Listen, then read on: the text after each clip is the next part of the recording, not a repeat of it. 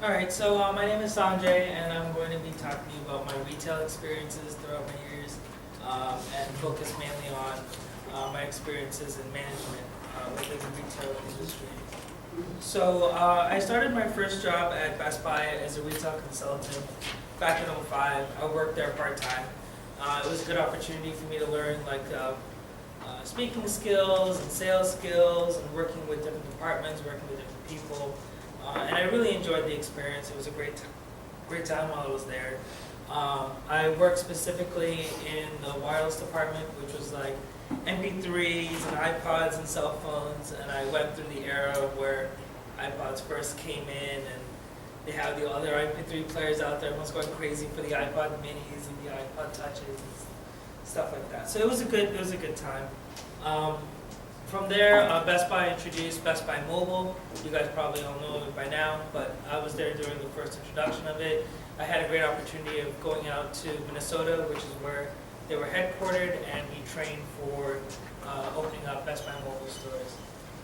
From there, I started my college career, which meant I had to kind of move, and Best Buy wasn't really a location where was close to me to work, so I went to Sprint, and I had some connections there because when I was working with cell phones, there were members of the Sprint team that would come in to just train us and see what was going on, and they gave me some insight of some job opportunities that are available that were closer to me, which was in New Brunswick.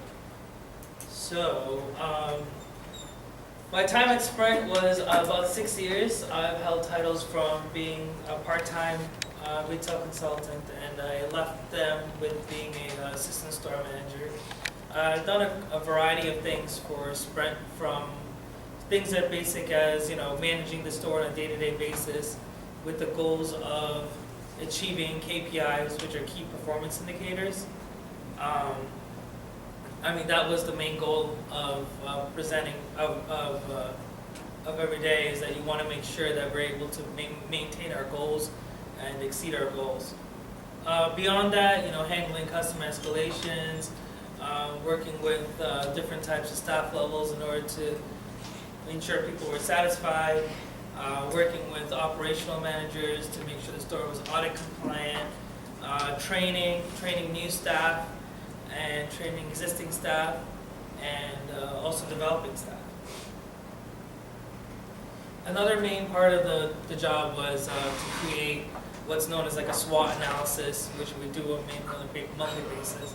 Strengths, weaknesses, opportunities, and threats that are affecting the store, and come up with a game plan or an action plan on how to overcome those threats and how to take advantage of those opportunities. Another key factor that I was able to have an experience in is small business. Small business was a key factor in our growth. So I was able to lead that at the district level for the company, and basically my job was to go from store to store in the central Jersey area and ensure all the staff understood how to handle business customers, what kind of documents they needed to present, how to reorganize any sort of leads that they have, and what resources they had available to them, so that they can close those leads and make some sales. So this is so working in Sprint at the corporate level. One of the biggest things that you realize is that you're a number. You don't name who you are is not really come into play. It's what your numbers bring in that they look at you for. So there are. So this is just an example of what it would look like. So you see the months going across. On top is a composite score of what comprises of what's below it. So net activations, how many activations the store has completed in a percentage form. Market level churn, number of customers that have churned out, meaning that they've canceled for whatever reason in the area. Accessory revenue, customer satisfaction, returns and exchanges, and device protection. It's kind of hard to take in, but they only look at what your numbers are, but that's what they do at the end of the day. So during my time as being a manager at Sprint for about 4 years, this graphic over here basically summarizes what you need to have to lead a positive team, and how to be a positive manager.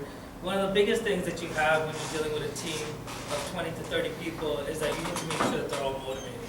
If they're not motivated to be here, if they're not motivated to do the job, then they're not going to be able to produce what you want them to produce.